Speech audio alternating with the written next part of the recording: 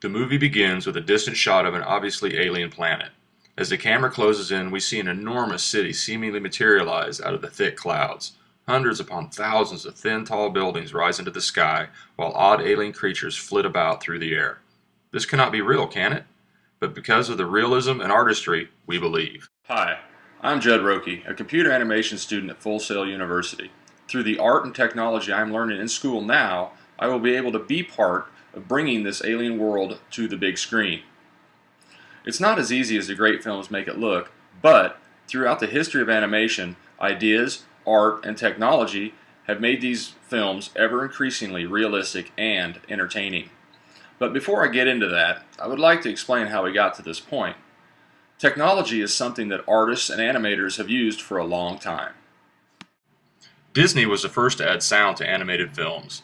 They also created a multi-plane camera stand that gave the illusion of depth to some of their shots. The beginnings of computer animation were started by pioneers in the early 1960s, making films as scientific simulations, and by 1973, Westworld became the first movie to integrate 2D graphics with a live-action film.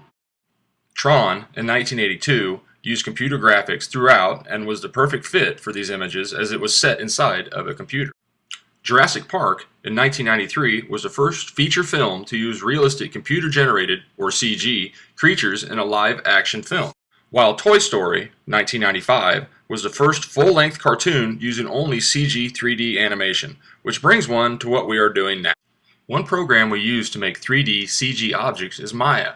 Using primitive shapes such as cubes, cylinders, and spheres, you can create realistic complex objects like ships or buildings or anything you can think of.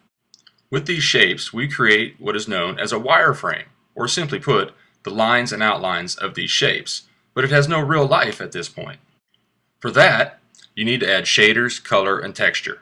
Surfaces such as wood, metal, and glass are easily recreated using the software, or you can use a program such as Photoshop to create your own and apply it to the object. The software is also helpful when it comes to all-important lighting. The program can be used to affect the ambient color, the reflectivity, and the cast shadow to help the illusion of depth on a flat screen. To make objects actually move, we need to do what is known as keyframing and in-betweening.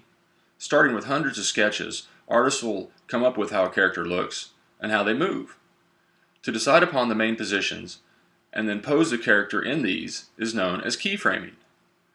To get from one pose to the next is in-betweening or just tweening, and this is the hard part, as the human eye is very sensitive to unnatural or jerky movement. With my training in art and learning new technology, I hope to become part of the film industry. Knowing the history of animation and learning new technologies will keep me relevant.